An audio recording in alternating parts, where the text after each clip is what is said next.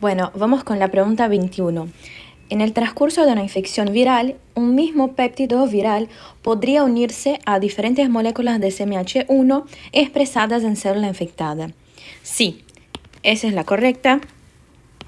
¿Por qué? De vuelta, piensen, el transcurso de una infección viral, hasta ahí una situación, un mismo péptido podría unirse a distintas moléculas de CMH. Sí, desde que sea un péptido a la vez. Eso significa que si tengo, ponele, un surco, no voy a tener 50 péptidos unidos acá, sino que es uno por vez, pero sí puede ser en este mismo CMH. Bien, la B. HLA de P y HLA de Q representan diferentes alelos de clase 2 de CMH. No son alelos de CMH, ¿bien? Son las proteínas en el sistema antígeno leucocitario formado por el CMH, ¿bien? Que es ese complejo mayor de histocompatibilidad, que es ese gen formado por HLA de P, de Q y de R en el sentido de CMH2. Ahora, la C. A ver qué tachemos acá. Por haplotipo entendemos el conjunto de alelos de clase 1 y 2 expresados por un individuo. Antes de empezar a hacer esa pregunta, yo busqué dos imágenes para explicarles un poco sobre esa opción C. ¿Por qué? Porque haplotipo es un tema muy, si bien vemos en inmuno, es un tema muy de biología. Y al ser un poco abstracto, nosotros, y me incluyen eso, tenemos un poco de dificultad. Entonces, por haplotipo entendemos el conjunto de alelos. Hasta ahí bien. De clase 1 y 2 expresados por un individuo. Lo que pasa es que los alelos son esos. Bien, acá esa imagen tiene la leyenda en portugués. Bien, pero son esos. Son partes distintas de un mismo gen. Bien, entonces son variaciones genéticas. Y cada variación de ese alelo significa una cosa. Entonces, por ejemplo, acá tenemos el color de los ojos, acá el tipo sanguíneo y etc. El haplotipo, que sería, no sé, ponele, del hijo 1, del hijo 2 o de cada uno de los padres, es el conjunto de alelos de clase 1 y 2 heredado de los padres y sí es expresado por un individuo, pero es heredado de los padres. No es que claramente el haplotipo es el conjunto de CMH1 y 2 que tiene una persona. No es, por ejemplo, acá hijo 1 tengo una persona, está expresando CMH1, CMH2 y ese es el haplotipo. No, son los alelos que heredamos de padre y de madre. Bien, entonces acá, por ejemplo, tenemos ese alelo, no, esa porción heredada de la madre y esa porción heredada del padre. Bien, esos alelos del padre, esos alelos de la madre. Y el conjunto que viene del padre y de la madre es lo que forma el haplotipo. Entonces es el conjunto de alelos heredados de padre y madre que tenemos nosotros, bien, que están en un individuo. Esa frase básicamente está incompleta, bien. Y son expresados por un individuo que viene heredados de madre y padre en un cromosoma. ¿Bien? Entonces está incompleta. Conjunto de alelos expresados por un individuo. Deberían ser heredados. Entonces está incompleta.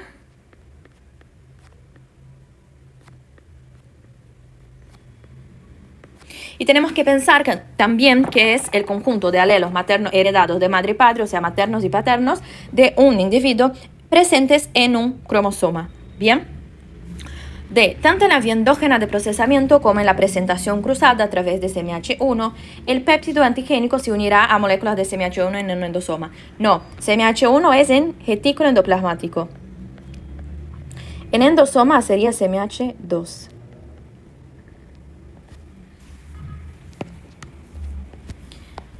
(22) En el marco de una infección viral que afecte el sistema respiratorio, A. La expresión de CCR7 permitirá a las células dendríticas, plasmocitoides, células dendríticas, mieloides y a una fracción minoritaria de células de NK circulantes ingresar a ganglios linfáticos drenantes. ¿Qué es lo que tenemos que pensar? Fracción minoritaria. ¿De qué célula de NK estamos hablando? Cuando hablamos de la fracción minoritaria, tenemos que pensar en las células de NK que pueden representar un 10% o un 90%, a depender de cuál fenotipo va a estar expresando. Cuando hablamos de las células de NK que representan un 90%, estamos hablando de NK CD16 y el 10% CD56. Las NK que son CD56 que representan un 10%, o sea, la fracción minoritaria, expresan C6-7 y L-selectina y son las que migran para los órganos linfáticos secundarios. Bien, entonces esa A es verdadera.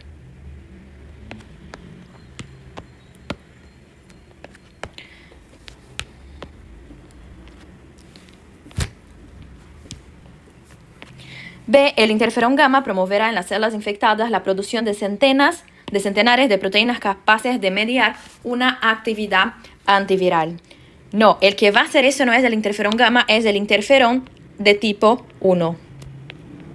Entonces, el interferón tipo 1, también conocido como alfa o beta.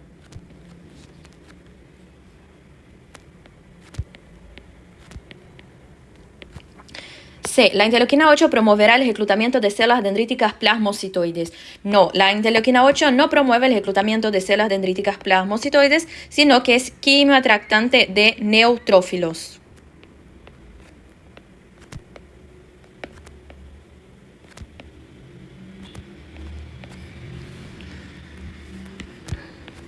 D. La formación de centros germinales en los ganglios drenantes del sitio de infección requerirá el procesamiento de antígenos virales por B2 por las vías endógena y endocítica. No, la formación del centro germinal va a depender de cómo el centro germinal es una estructura anatómica, ¿sí? Un centro con linfocitos proliferantes principalmente.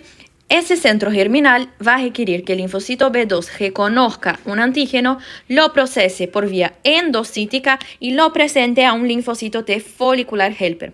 De esa manera vamos a tener la colaboración TB, la activación de los linfocitos B, y ahí vamos a tener la formación del centro germinal. Solo para que no se confundan, el centro germinal, si bien sí es esa estructura anatómica con muchas células, no son solamente células proliferantes, ¿bien? Son células que van a estar proliferando y son células que ya terminaron de proliferar. Por eso es que en el centro germinal tenemos una zona oscura y una zona clara, con distintos componentes en cada una de ellas, de esas zonas, y que pueden estar proliferando o no. La 23, en relación a las siguientes afirmaciones, tanto la cadena alfa como la beta de CMH1 y 2 contribuyen a su elevado polimorfismo. Bien, la CMH1 tiene la cadena alfa 1 con la cadena alfa 2 formando el surco de CMH, bien, de CMH1. Ya la CMH2 tiene en su surco alfa 1 con beta 1. ¿Bien? ¿Por qué les explico eso? Porque nosotros tenemos que pensar, que es una cosa súper común que suelen confundir, que es, CMH1 está formado por alfa 1, alfa 2, alfa 3 y beta 2. Nunca me acuerdo si el alfa 3 viene debajo de alfa 1 o si el alfa 3 viene debajo del alfa 2. Pero bueno, no importa por ahora. Lo que sí tenemos que pensar es que el beta 2 es beta 2 microglobulina. Es una molécula que no es polimorfa.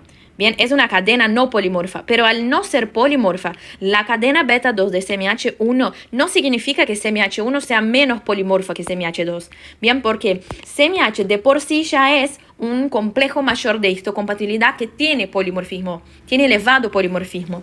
Bien, ahora lo que pasa es que los componentes que están más cerca de la membrana tienen menos polimorfismo y los que están más cerca del surco tienen un mayor polimorfismo. Bien, entonces acá cuando dice tanto la cadena alfa como la cadena beta de CMH1 y 2 contribuyen a su elevado polimorfismo, tenemos que pensar que la cadena beta 2 de CMH1 es no polimórfica. Entonces en ese caso la cadena beta no contribuye al elevado polimorfismo de CMH1. Bien. Ahora, hablando de CMH2, tenemos alfa 1, beta 1, alfa 2, beta 2. Y si bien no hay ningún componente, ninguna cadena que no tenga ningún polimorfismo, las que están más cerca de membrana igualmente tienen menor polimorfismo que las que están más cerca del surco. ¿Bien? B. En el transcurso de la ontogenia T, las moléculas de CMH experimentarán modificaciones en sus secuencias aminoácidas de sus dominios variables. Dato. Todo lo que es TCR y CMH, cuando pensamos en ontogenia T, no cambia. Bien, o sea, la ontogenia T, sea hablando de CMH o sea hablando del TCR, no hay cambio. No hay cambio de proliferación, no hay cambio de maduración, no hay cambio de afinidad. Bien, distinto a lo que va a pasar con la ontogenia B, que tenemos la hipermutación somática, el cambio de isotipo y etc. Entonces, no hay cambios. C. El polimorfismo de CMH es similar en hombre y mujer. Sí, eso sí. No importa si es hombre y mujer, si es CMH1 o 2, las dos cadenas, tanto en hombre cuanto en mujer, las dos cadenas no. Los dos CMH, tanto en hombre cuanto en mujer, tienen el mismo polimorfismo. Lo que va a cambiar es la cadena. Bien. Y otra cosa que va a cambiar es si estamos hablando de moléculas clásicas de CMH1 o no clásicas. Las moléculas clásicas de CMH tienen autopolimorfismo. Las no clásicas, que las que tenemos que saber es el receptor neonatal y Mickey A y Mickey B, que son las moléculas no clásicas de CMH, esas sí tienen bajo polimorfismo. Bien, pero lo demás todo igual. D. En el transcurso de la presentación antigénica, la molécula CD3 interactuará con moléculas de clase 1 y 2 según se trate de TCD4 o TC8. Esa también es muy común que se confundan. Lo que tienen que pensar es que, ponele, nosotros tenemos un linfocito T y ese linfocito tiene un TCG. Así medio feo, pero solo para que entiendan. Ponele así. Parece un murciélago eso. Pero bueno. Así, ese sería el TCG. Bien. Y en el TCG nosotros vamos a tener los coreceptores. Que si es un linfocito TCD4, el coreceptor va a ser CD4. Y si es un CD8, va a ser CD8. No confundan CD4 y CD8, que sí son los coreceptores, con CD3. CD3 son las moléculas asociadas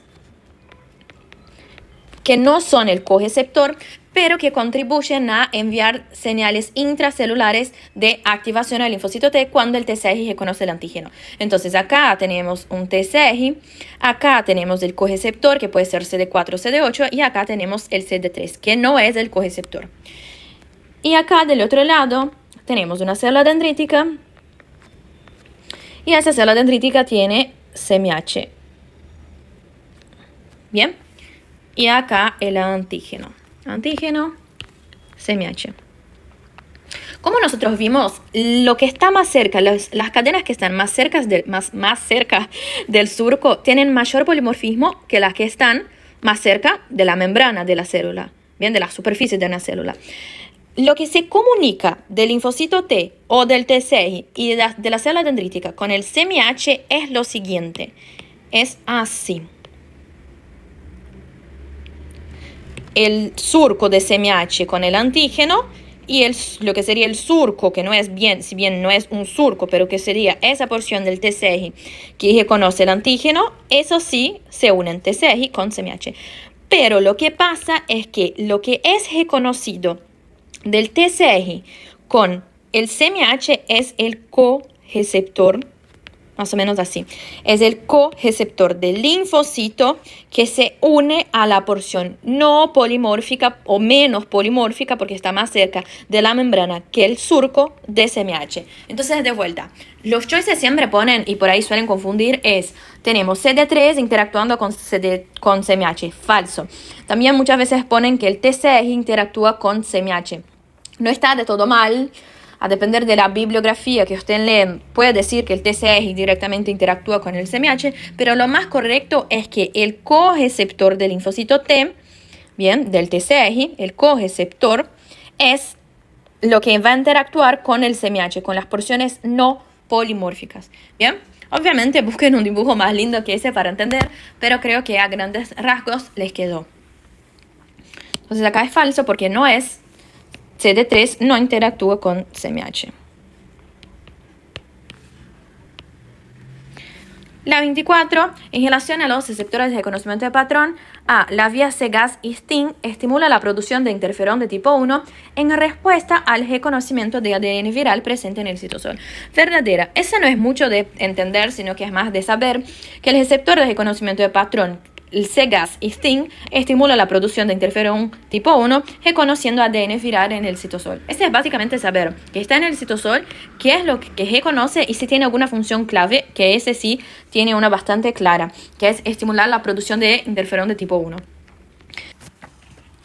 B. Los AIM-likes están presentes en el citosol y reconocen ADN viral. Esa es falsa porque si bien los receptores AIM están en el citosol, no reconocen ADN viral, sino que reconocen ADN viral.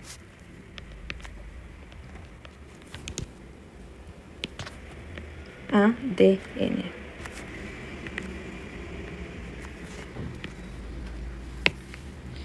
C. Las células dendríticas plasmocitoides se conocen ácidos nucleicos virales fundamentalmente a través de los receptores Hig1 y MDA5.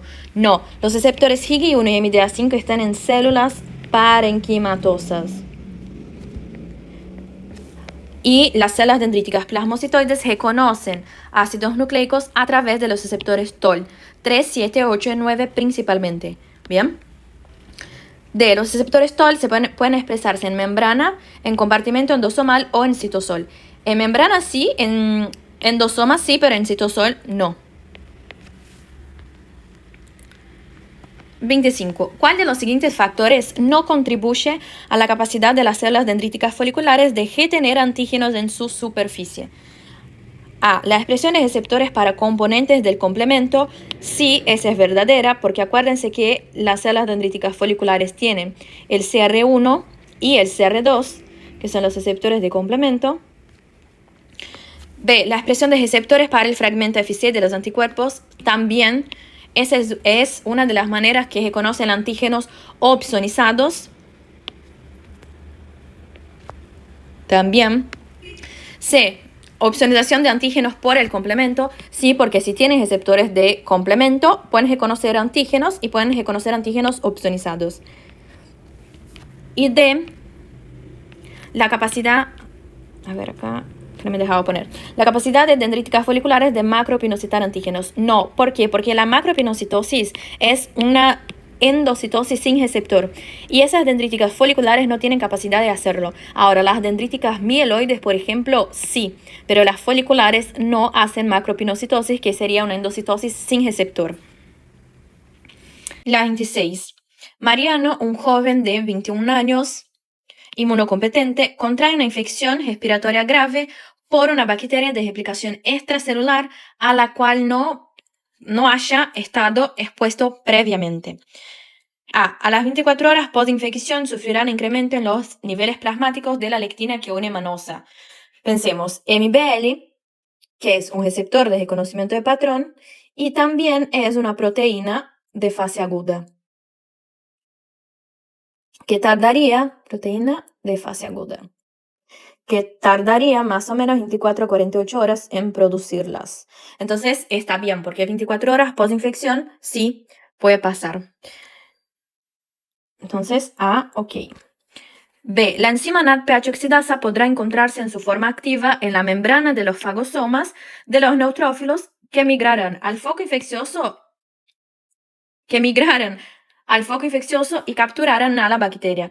Sí, verdadera. ¿Por qué? Porque nosotros tenemos NADPH oxidasa en reposo en la membrana hasta que los neutrófilos son reclutados rápidamente, reconocen el antígeno, se activa la NADPH oxidasa y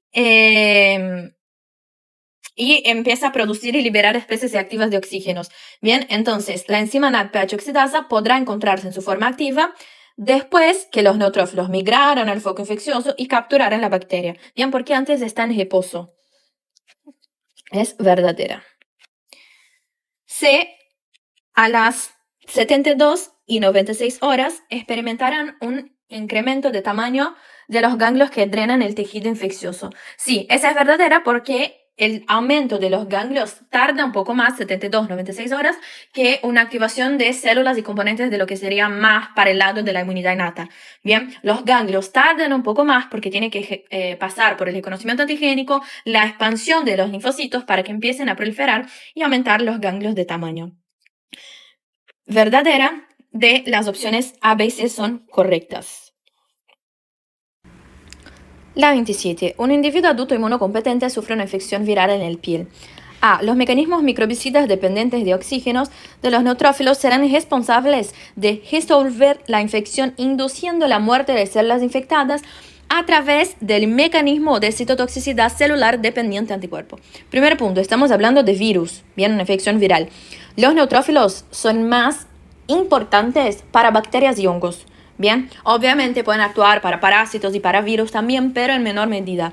Segundo punto, mecanismo microbicida no va de por sí solo, no va a resolver la infección. Bien, entonces necesita otros componentes y para virus los neutrófilos no son tan relevantes. B. Las células de NK infiltrarán el foco infeccioso guiadas por un gradiente de interferón de tipo 1. Otra cosa que tienen que tomar cuidado es, si bien el interferón de tipo 1 activa las células de NK, activar una célula, ¿qué significa? Hacer con que funcione. Bien, entonces activa la célula, activa la función de la célula. No es que la atrae. Entonces acá está mal porque los interferón de tipo 1 no son quimioatractantes de las células de NK. La activan, pero no son quimioatractantes. C. La oligodenililato sintetasa contribuirá a la defensa frente a la infección actuando en células infectadas. Es esa. Estaba terminando de leer acá células infectadas. ¿Por qué es esa? Porque no sé si se acuerdan, cuando nosotros estudiamos las células de NK, tenemos que el interferón de tipo 1 activa las células de NK y tenemos que ese interferón de tipo 1 cumple algunas otras funciones. Bien, entonces interferón de tipo 1 activa las células de NK, está perfecto, pero las otras cosas que hace ese interferón de tipo 1 es inhibir la transducción de los virus y generar un ambiente antiviral. Bien, entonces interferón de tipo 1, pongo acá, a través de la oligodenilato sintetasa genera degradación de la ARN del virus y a través de la proteína quinasa R inhibe la traducción.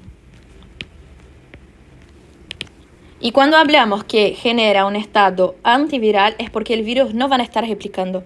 ¿Bien? D.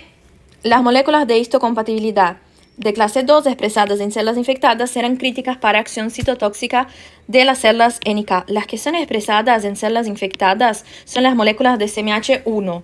Bien, y asimismo, aunque sean moléculas de CMH1, en células infectadas tienen baja expresión. Bien, porque cuando tenemos una célula infectada disminuye la expresión de CMH1. 28. Un niño de 5 años padece una prima infección por influenza de 48 horas de evolución acompañada de fiebre mayor a 38 grados. A las 24 horas del proceso infeccioso, el paciente presentará niveles plasmáticos elevados de interferón de tipo 1, producido principalmente por las células dendríticas mieloides. Está bien que a las 24 horas va a tener niveles elevados, pero no por las dendríticas mieloides, sino que por las dendríticas plasmocitoides.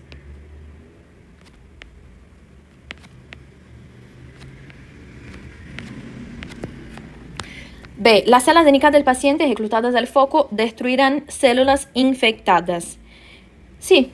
¿Por qué? Porque las células de NK tienen los mecanismos secretorios y no secretorios. Los secretorios, estamos hablando de granzimas y perforinas.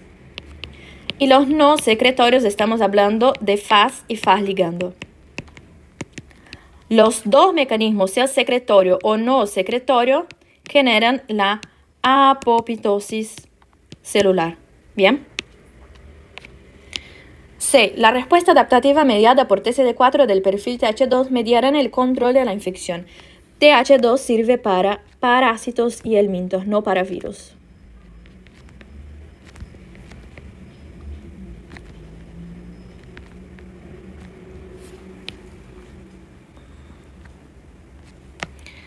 D. No se producirá expansión clonal y diferenciación de células T naive en células T follicular helper en los ganglios drenantes del foco, en el foco infeccioso en los días posteriores al establecimiento de la infección.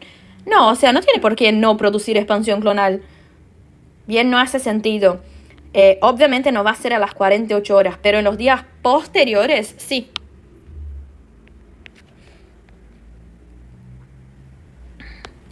La 29. Una niña de 6 años contrae por primera vez una infección intestinal por bacterias de replicación extracelular. A. Las células linfoides innatas del tipo 1 cumplirán un papel crítico en el control de la infección bacteriana en la primera fase del proceso infeccioso.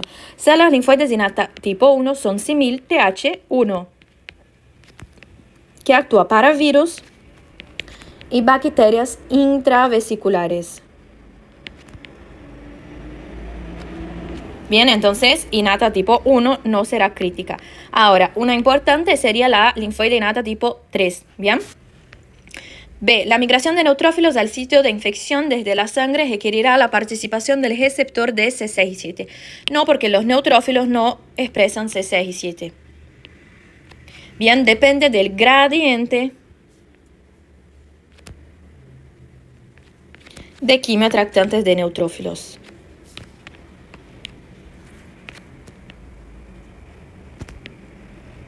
¿Y cuáles son los quimioatractantes de neutrófilos? Interleuquina 8, leucotrieno B4, péptidos formilados de las bacterias,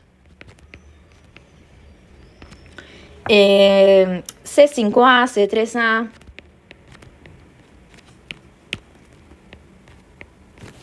a ver si me está faltando alguno, interleuquina 8, leucotrieno B4, péptidos formilados de las bacterias, C3A, C5A y estoy pensando la interleuquina 17 también. Bien. C. La paciente evidenciará migración de los linfocitos TH17 al intestino, los cuales producirán interleuquina 17 e interleuquina 22. Bien, es verdadero, porque como vimos acá, no es TH1 que sirve para una bacteria extracelular, sino que es TH17. D. Los anticuerpos específicos de la bacteria de isotipo IgG producidos en respuesta a la infección, a diferencia de los isotipos IgA, no opsonizarán la bacteria. No, porque obviamente uno de los más importantes opsonizantes es justamente la IgG.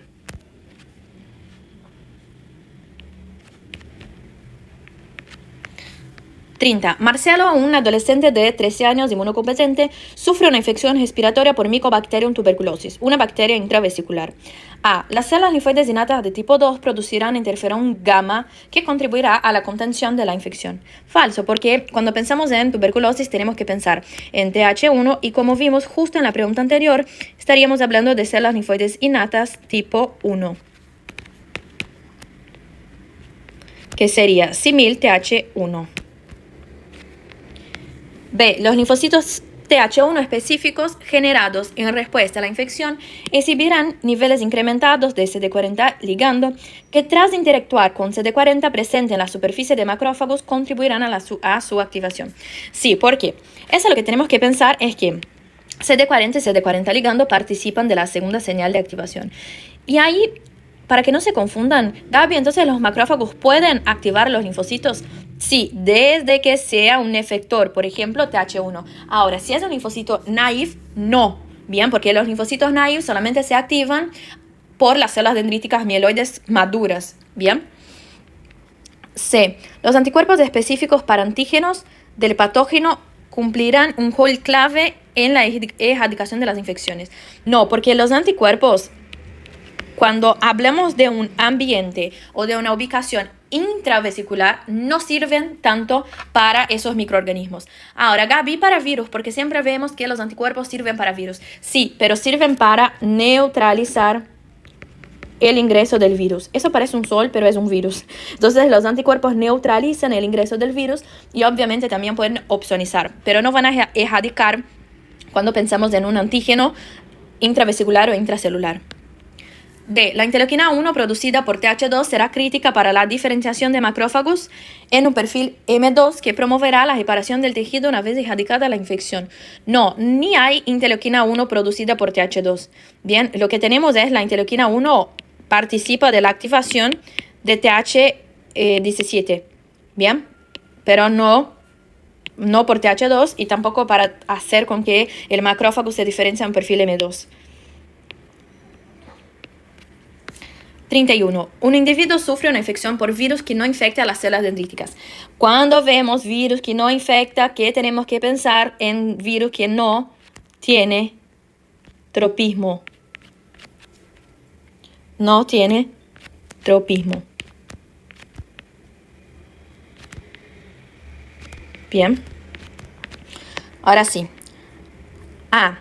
Las células dendríticas que capturan antígenos virales no podrán presentar péptidos antigénicos a través de molécula de HLA-DR, que sería CMH2,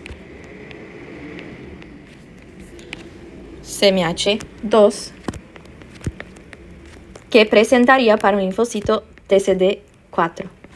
Y eso es falso, porque acá nada nos indica que no podría hacerlo.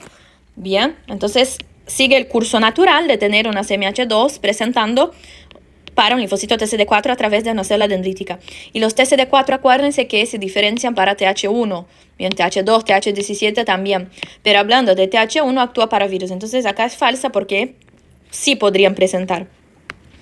B. Las células dendríticas que capturan antígenos virales no podrán presentar péptidos sobre moléculas de HLA-B, que sería CMH1, que sería reconocido por el linfocito TCD8. Y también es falso porque los TCD8 actúan para virus, antitumoral y bacterias intravesiculares. Bien, entonces también no tiene ningún motivo para que no sea presentado. C. Las células dendríticas que reconozcan PAMPs virales no serán activadas ni migrarán a los órganos linfáticos drenantes del sitio de infección. Tampoco no hace sentido esa pregunta. Bien, porque si tengo un PAMPs reconocido por un virus, no. Si tengo un PAMP, que puede ser un material genético del virus, y las dendríticas tienen los receptores, por ejemplo, los receptores TOL, que pueden reconocer antígenos virales, va a reconocer ese PAMP y al activarse esa célula dendrítica por reconocimiento de PAMPs, va a migrar a los órganos linfáticos. Entonces, tampoco hace sentido. Es la D, todas las opciones son incorrectas. 32. Ante una prima infección viral en un individuo inmunocompetente no vacunado. Entonces, si no está vacunado, ¿qué pensamos? No tiene anticuerpos. No tiene anticuerpos.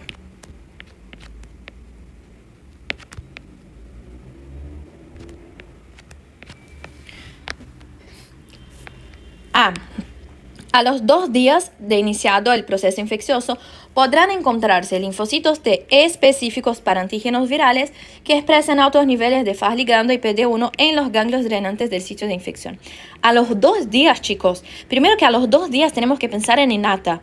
Y aún más cuando es una prima infección, bien, prima infección y no tiene anticuerpos. La inmunidad adaptativa, que sería encontrar los linfocitos T específicos para virus, que van a expresar Fas ligando, o sea, que van a estar activados, tarda mucho más que 2 días. Bien.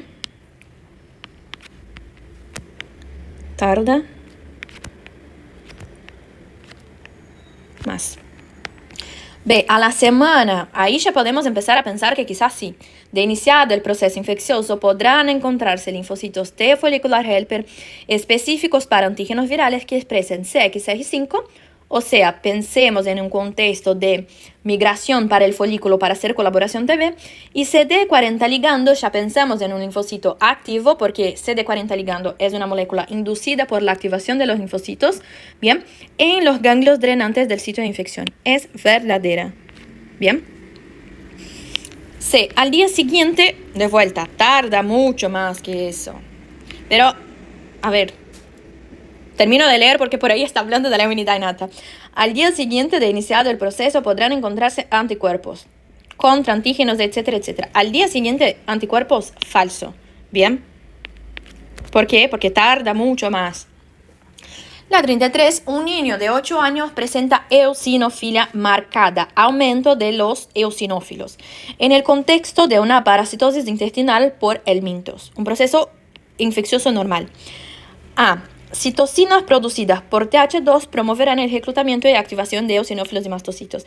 Verdadera. ¿Por qué? Porque tenemos en el perfil TH2 la producción de interleuquina 5 y la interleuquina 9, que la interleuquina 5 aumenta eosinofilia. Eosinofilia. Me falló la neurona acá. La interleuquina 5 produce eosinofilia, o sea, aumenta el número de neutrófilos y también es quimioatractante de neutrófilos.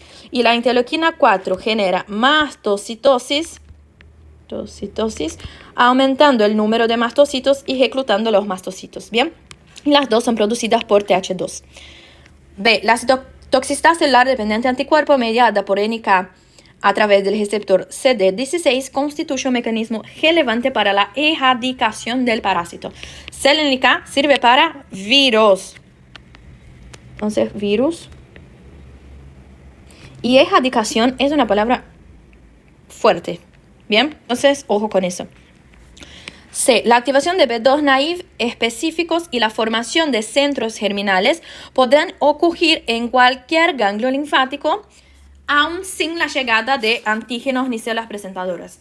Hasta acá está bien, o sea, la activación de B2 naive y la formación de centro germinal puede ocurrir en cualquier ganglio, bien, eso sí, aún sin la llegada local de antígenos ni células presentadoras. No, las células presentadoras sí está bien porque los linfocitos B ya son células presentadoras, pero sin la llegada local del antígeno no. ¿Por qué? Porque el linfocito B tiene que reconocer el antígeno. Ah, otra cosa, lo que sí podría pasar, que me vino a la cabeza ahora, es que cuando nosotros pensamos en sistema de complemento, que sirve para bacterias y hongos extracelulares, una de las funciones del sistema de complemento es generar la potenciación de la respuesta B.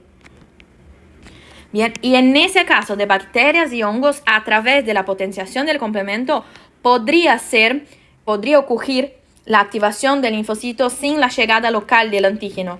Bien, porque el sistema de complemento lo potenciaría la respuesta B a través de sus receptores. Bien, a través, mejor, de su correceptor, que es CD19, 21 y 81. En ese caso específico sí podría pasar. Bien, no sé por qué me vino a la cabeza eso. Quizás era ese razonamiento que querían que tuvieran, pero tardó un poco en llegar a mi cerebro. Bien. D. La presentación antigénica en moléculas de SMH1 mediante la presentación cruzada representa un mecanismo relevante a fin de montar una respuesta inmune efectiva contra ese tipo de patógeno. Sea SMH1 o sea cruzada de SMH1, va a actuar y va a servir principalmente para virus, inmunidad antitumoral y bacterias intravesiculares, pero contra ese tipo de patógeno, o sea, contra los parásitos, no. 34. ¿Cuál de los siguientes procesos ocurre en el contexto de la respuesta inmune? A. Splicing alternativo en porciones de los genes que codifican las regiones hipervariables de las inmunoglobulinas en linfocitos B activados en los ganglios que drenan el sitio de infección. El splicing alternativo se da en linfocitos B transicionales.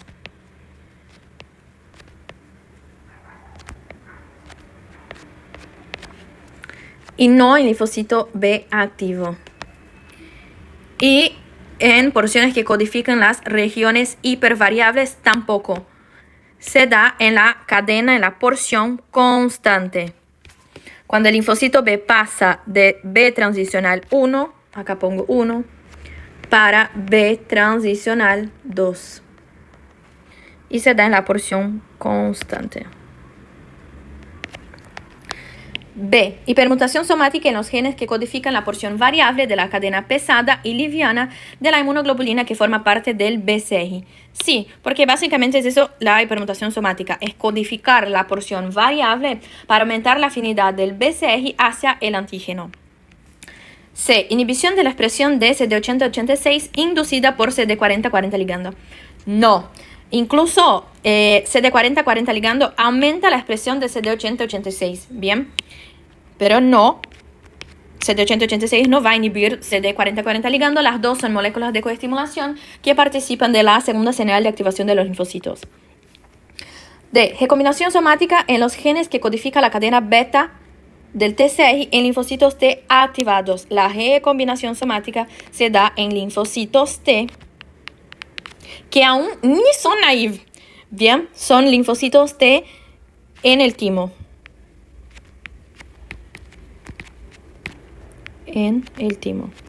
Pero cuando hablamos del linfocito naive, un linfocito maduro, pensamos que ya pasó, y obviamente ya pasó, la selección positiva y la selección negativa.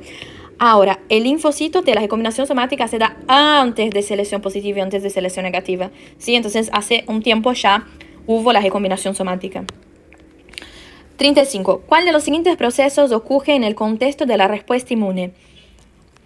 A. Aumento de L-selectina en linfocitos T efectores generados en ganglios drenantes. No, porque un linfocito T efector incluso disminuye la expresión de L-selectina y no va a expresar C6 y 7, porque no quiere más estar un linfocito efector, piensa en un TH1, no quiere más estar en un órgano linfático secundario. Quiere perder la expresión de esas moléculas que lo mantenían ahí y migrar para tejidos periféricos. B. Incrementa la expresión de la cadena alfa del receptor de la interleuquina 2. Cadena alfa es de alta afinidad en linfocitos vírgenes luego de reconocer el complejo formado por el péptido específico sobre las moléculas de CMH y de recibir las señales dadas por las moléculas de coestimulación. Esa ahí es la B, sí es la correcta, pero quizás si alguno de ustedes no la marcó esa, fue porque el contexto es un poco complicado de entender. ¿Cuándo hay aumento de la cadena alfa de interleuquina 2? Cuando el linfocito se activa. Pero en el momento que, un poco antes del linfocito activarse, ese linfocito es un linfocito naive. Bien, y acá miren, por eso que siempre les digo, lean con mucha atención. En el linfocito T naive, luego de reconocer el complejo, etcétera, etcétera, una frase súper larga para decir, luego de reconocer el antígeno y recibir la primera señal, y de recibir las señales dadas por las moléculas de coestimulación, o sea, segunda señal, incrementa la expresión de la cadena alfa. Y es eso lo que pasa cuando el linfocito se activa, que antes era un linfocito virgen, maduro o naive, y ahora reconoce primera señal y reconoce segunda señal, ese receptor de la interleuquina 2, que era beta y, nunca me acuerdo si es beta y gamma o beta y delta, pero que eran dos moléculas, creo que era delta, ese receptor que es de baja afinidad, ahora con ese linfocito activo, sintetiza la cadena alfa y se cambia a un receptor, un heterotrímero de alta afinidad. Bien, por eso lean todo con mucha atención. C. Producción de interleuquina 22 por células TH2 generadas en respuesta a infecciones por helmintos. No, TH2 no. Interleuquina 22 es producida por TH17, no TH2. Y D. Expansión de TH2 en respuesta a la producción de interferón alfa, que sería alfa-beta, interferón tipo 1, por células dendríticas mieloides. Tampoco porque el TH2 es producido no. Sí, o sea, expansión en respuesta a la producción de interferón producido por células dendríticas mieloides. La activación de TH2 se da por interleuquina 4, trombopoyetina del estroma tímico, interleuquina 25 y interleuquina 33. Y la expansión del linfocito T se da por la interleuquina 2. Bien, además de que el interferón alfa actúa para inmunidad antiviral y el perfil TH2 para parásitos y helmintos.